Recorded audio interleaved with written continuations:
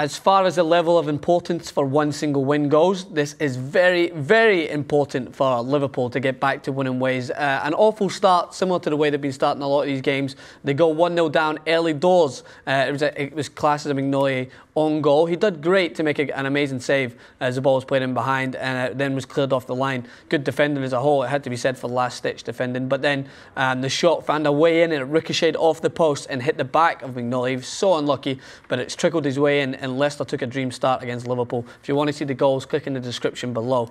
But then Liverpool were just growing a little bit more in confidence. The ball was just hefted in the box. I mean, it was just put in there and seeing what happened. But Lallana, the smart, intelligent footballer that he is, he understood that the ball was going to bounce after both players went up to challenge it, and he read it beautifully and just drilled home a finish to bring Liverpool back, and that was an essential goal. They grew in confidence from there. I thought that they looked like they were going to score again, and it's a player that's been in the headlines all in all because he didn't start the previous game. Steven Gerrard, Brendan Rodgers has come out and said that he's the best, one of the best Premier League players of all time. A bold statement, but Gerrard is one of the most memorable players, it has to be said. And he played this nice threaded ball out wide, and it came back, and it was just slightly deflected to the edge of the box. But the way Gerrard used to do, he arrived late in the box, higher up the field, and he just drilled this ball into the corner. And this is what I'm going to say about Steven Gerrard. If you're trying to play Steven Gerrard the way Steven Gerrard used to play 4 or 5 years ago, you're not going to get the best out of him, and you're not going to get the best out of it as a team for a team-wide perspective, because he's not got the legs anymore to continue to get him down the field the way he did and defend and make the tackles, but then got on the end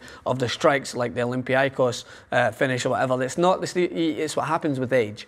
You need to try and adjust his players. Look at Ryan Giggs. He gave a great 4 or 5 years for Manchester United in his final stages, playing higher up the field and just taking that more, taking back role and just conserving his energy until he needed it in the final third. If you play Gerrard higher up the field with Lucas and Jordan Henderson as defensive midfielders, he's going to give you more goals. He's going to give you better creativity, and he's going to thread passes like that and get on the end of it. So a good decision from Rodgers to play him up there.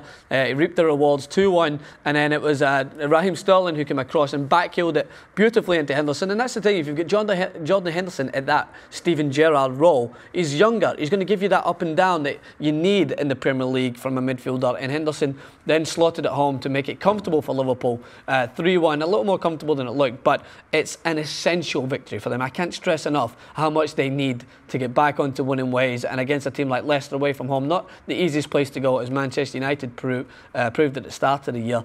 It's essential that you come away with a win. 3-1, it looks good on paper. They can start going back to try and figuring out what works now that they've got it looked like the centre midfield was more dynamic with Lucas, Henderson and Gerrard. I like the look of it a little bit more. Still gaps in the defence that they have to worry about, but it's a work in progress here from here. Brendan Rodgers is a good manager. I'm sure he has them on the right path. So don't forget to hit the like button, hit the subscribe button to more TIT Sports, and stay tuned for more soccer coverage coming this weekend ahead of the big game that Liverpool will now have to go and play at Old Trafford against Manchester United. It's going to be a great one. Don't miss it.